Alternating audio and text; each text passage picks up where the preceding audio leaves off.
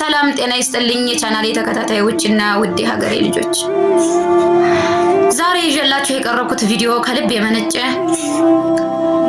የእያንዳንዷ ስደት ላይ ያለችው እህቶቻችንን ህይወት፣ ትግልና ጥንካሬ የሚዘክር ነው። የመዳም ቅመም እየተባሉ በፈገግታ ጀርባ ብዙ እንባን ለሚያውቁ፣ ስለ ቤተሰብ ሲሉ ወጣትነታቸውን በሰው ሀገር ላደረጉ፣ ግን ደግሞ ነገን በተስፋ ለሚጠብቁ ጀግና እህቶቻችን የተበረከተ ልዩ ግጥም ነው። እስከ መጨረሻው አብራችሁኝ ሁኑ። ቪዲዮውን ላይክ በማድረግ ለሁሉም እህቶቻችን እንዲደርስ አግዙኝ። የስደት ንግስት ይላል።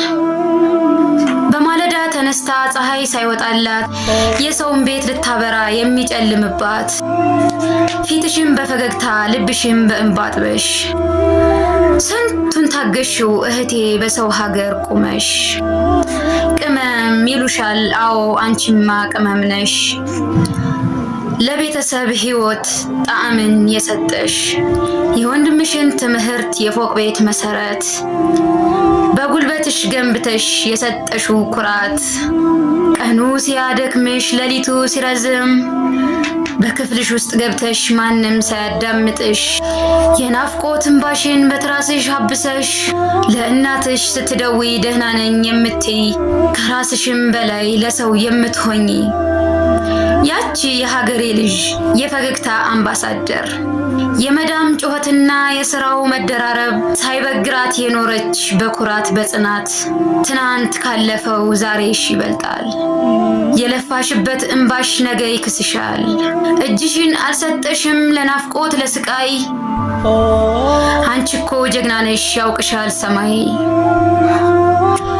በምስጋና አምላክሽን ሁልጊዜ እየጠራሽ የሰው ሀገር ኑሮን በጽናት ያሸነፍሽ፣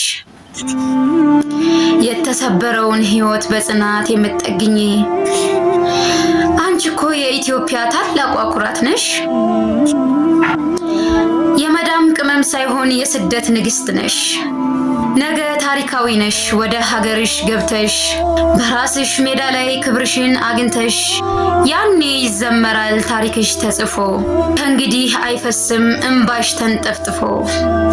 ውድና የተከበራችሁ የቻናሌ ቤተሰቦች፣ ይህ ግጥም በየቀኑ ለሚለፉት ውድ ህይወታቸውን መስዋዕት አድርገው ቤተሰብ ለሚረዱት ጀግና እህቶቻችን ትንሽ እውቅና ለመስጠት የተዘጋጀ ነው።